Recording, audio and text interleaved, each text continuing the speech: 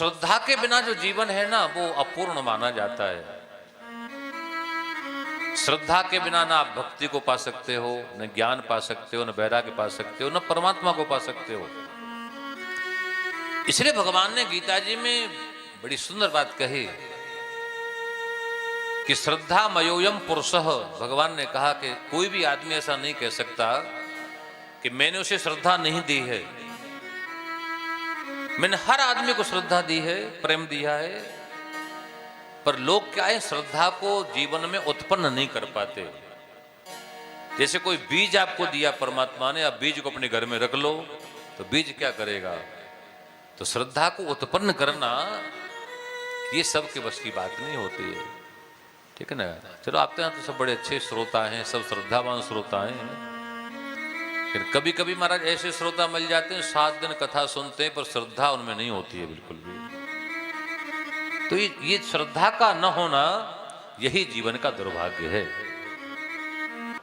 आपसे ये कहा जाए कि ना आप पाप करो और ये कहा जाए कि ना आप पुण्य करो तो आपको शायद बुरा लगेगा, आप इससे एग्री नहीं होंगे। पाप न करें इससे तो एग्री हैं आप, पर आपसे कहा जाए कि पुण्य भी मत करो तो फिर आप इससे राजी नहीं होंगे।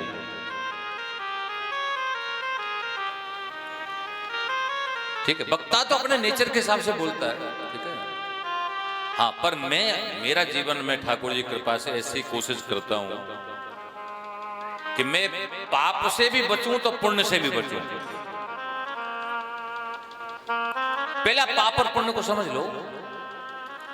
पाप क्या है, जैसे किसी व्यक्ति को लोहे की सांकल से बांध देना, कोई पाप का भी फल बनेगा, पाप का फल भोगना पड़ेगा। ऐसे पुण्य का फल भी भोगना पड़ता है। तो पुण्य का मतलब क्या होता है कि सोने की जंजीर से बांध देना।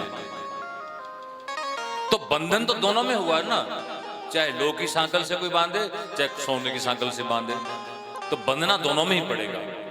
तो दान करने वाले ध्यान दें कि दान को ना बहुत सावधानी से किया जाता है। अक्सर हम गलती करते हैं दान देने में। हम किसी को भी दान करते हैं, मैंने कई बार कथा में बोला, आप किसी को शायद यहां भी बोला हो तो मुझे पता नहीं, किसी को भी दान दो तो उसको नारायण समझ के दान दो कि मैं नारायण को दे रहा हूं। हम लोग दान कैसे देते हैं, गरीब समझ के देते हैं कि ये बाबा गरीब है, कि ये फलाना गरीब है, गरीब को दान दे दो। तो इस भावना से आप दान देते हो तो दान के पूरे फल से वंचित हो जाते हो।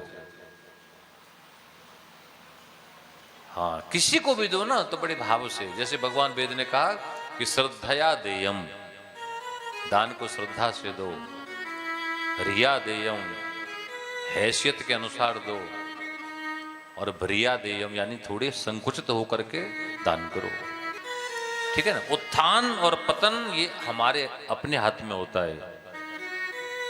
आप कोई बुरा कर्म करेंगे तो पतन होने से आपको कोई बचा नहीं सकता है, ना आपका पाठ न पूजा। आप अच्छा कृत्य करेंगे तो आपका उत्थान होने से कोई नहीं रोक सकता है।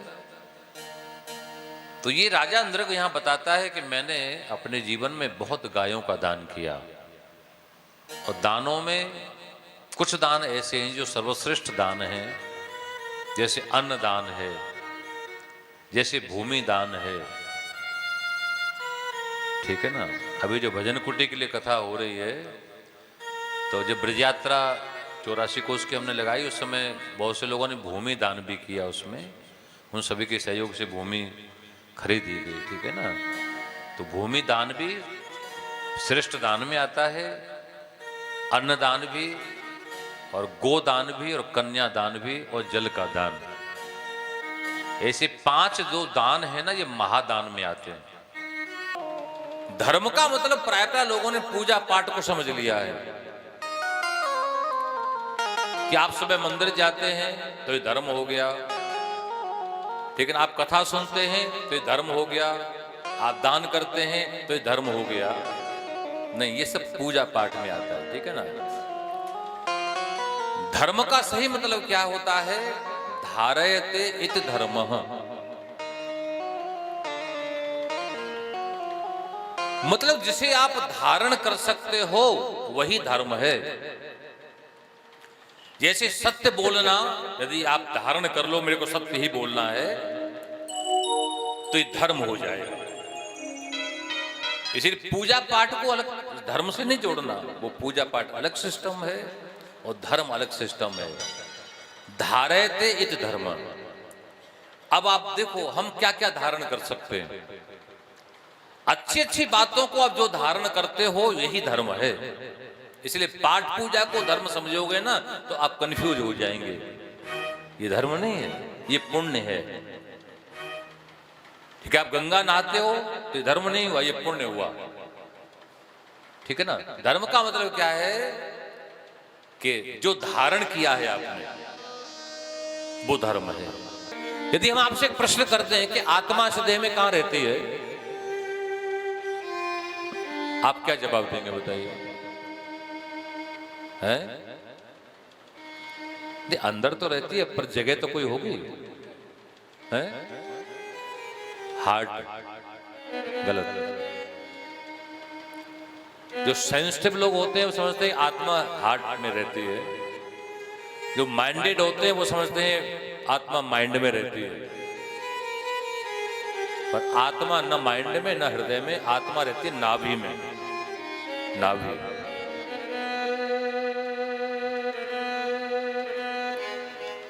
ठीक है ना। जीवन यहीं से शुरू होता है। एक मां का रसकोश बच्चे की नाल से चिपका होता है और आपके जीवन का शरीर का केंद्र भी नाभि है। ठीक, आपकी नाभि ठीक होगी ना तो आपको शरीर में कोई तकलीफ नहीं होगी। नाभि डिसबैलेंस हो जाए तो आप ठीक से भोजन नहीं कर पाएंगे। तो ठीक है ना। तो आत्मा जो है वो शरीर नहीं है। ये बात हमारी आपकी समझ में कब आएगी?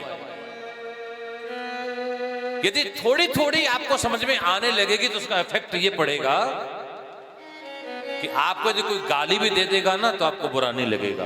बोलो राधे राधे। तो यही होता है कि हमने मन को प्राय वहीं दिया है जहां आवश्यकता नहीं है। जो ब्रह्म है, जो कृष्ण है, जो ईश्वर है ना, उसके लिए भगवान वेद कहते हैं वो कैसा है? वो है अमना। मतलब भगवान के पास सब कुछ तो है पर मन नहीं है। इसलिए भगवान भक्तों से कहते हैं अपना मन मेरे को दे दो। बता, भगवान आपसे मन मांगते हैं कि मन मेरे को दे दो। उनको तो मन हम देते नहीं है और जहां मन की आवश्यकता नहीं वहां मन को बार बार देते हैं। तो बस ये है, कृष्ण जो है माखन की चोरी नहीं, वो मन की चोरी करते हैं। देखो भगवान ने आपको हाथ दिए हैं, इन हाथों के बारे में आपने कभी विचार नहीं किया होगा। ये हाथ भगवान ने आपके लिए ही विशेष करके नहीं दिए हैं। ये हाथ भगवान ने दिए हैं अपनी सेवा के लिए। क्योंकि मनुष्य को छोड़कर जितने भी जीव जंतु हैं संसार में बिना हाथ वाले होते हैं। लेकिन भगवान ने मनुष्य को हाथ क्यों दिए? कि इन हाथों से जीवात्मा मेरी सेवा करेगा। इसलिए इन हाथों से केवल संसार का ही काम मत करते रहना, ध्यान दो, इन हाथों से भगवान का भी काम करना। ये आपके जीवन का सौभाग्य है। यहाँ पर सब सेवा में लगे, ठाकुर जी का अब सब काम कर रहे हैं। पर ये सेवा यहीं सीमित न रह जाए। घर भी जाओ ना तो घर भी जाकर के ठाकुर जी की जो भी सेवा हो, जितना आप हाथों से ठाकुर जी की सेवा करोगे ना, ये हाथों का साफल्य है। कि आदमी अज्ञानता में क्या करता है कि जीवन में जब छोटे छोटे गुण हमारे प्रकट होने लगते हैं ना, तो अज्ञानता के कारण हम अपने छोटे छोटे गुणों को क्या है तुरंत मार देते हैं। ये बड़ी गहरी बातें हैं, हम चिंतन नहीं करते कभी इन बातों का। आप संकल्प करें कि भाई मैं सबको हाथ जोड़ के राधे राधे बोलूंगा, सबको राम राम बोलूंगा, तो आप एक अपेक्षा भी रखते हैं यहां पर। आपका संकल्प जो आप क्यों नहीं पूरा कर पाते? इसमें एक अपेक्षा होती है कि जिसको मैं राधे राधे बोलूं तो वो भी मेरे को राधे राधे बोले, जिसको मैं राम राम बोलूं वो भी राम राम बोले। यदि सामने वाला न बोलेगा तो फिर 2-4 दिन बाद में फिर आप भी कहोगे हम क्या पागल है, वो तो हम राधे राधे करें, वो बोलता है नहीं। तो अपना जो गुण आपने पैदा किया था उसको आपने खुद मार भी दिया। फिर आपको जारी रखना चाहिए था, पर मार क्यों दिया? क्योंकि आपको अपेक्षा थी ना कि सामने वाला भी मेरे को इसके बदले में बोले। तो यही अज्ञान है। और हम ये भी कह सकते हैं कि हम लोगों का अपना कोई पर्सनल जीवन नहीं होता है, न अपना कोई व्यवहार होता है। हम दूसरों के साथ में वही व्यवहार करते हैं जो सामने वाला हमारे साथ में व्यवहार करता है, बस। आपका अपना पर्सनल जीवन में कुछ भी नहीं होता। कोई सामने वाला प्रेम से बोलेगा तो आप उसको प्रेम से बोलेंगे, कोई नफरत से बोलेगा तो आप उसको नफरत से बोलेंगे। तो आपका रियल नेचर कहां गया, आप बताइए।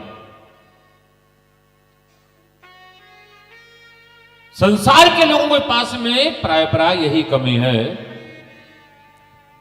कि रियल नेचर किसी के पास में नहीं है। हां, जो संत होते हैं ना वो क्यों श्रेष्ठ होते हैं कि वो वास्तविक स्वभाव में प्रवेश कर जाते हैं। जो रियल जो नेचर होता है ना उसी पर चलते हैं। वो आपसे अपेक्षा नहीं करते, उनको जो करना होता है वो करते हैं। अब भगवान की ओर लोग कब देखते हैं? जब मन संसार से टूट जाता है तब। तो इसका मतलब आप राजी राजी भगवान के पास नहीं आ रहे हैं, आप दुखी होकर के आ रहे हैं।